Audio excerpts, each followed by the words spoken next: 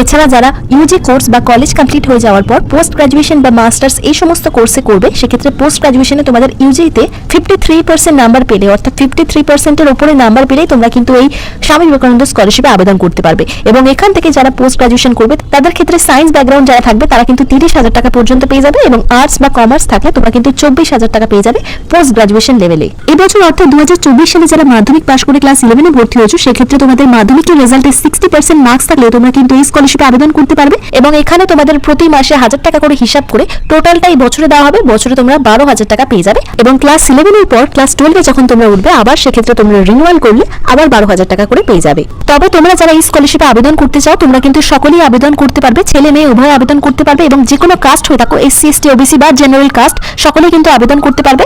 শুধুমাত্র তোমাদের 60% নাম্বার চাই, এবং ফ্যামিলির বা অ্যানুয়াল ইনকাম তোমাদের কিন্তু 2.5 লাখ টাকার নিচে হতে হবে, তবেই কিন্তু এই স্কলারশিপ থেকে তোমরা আবেদন করতে পারবে।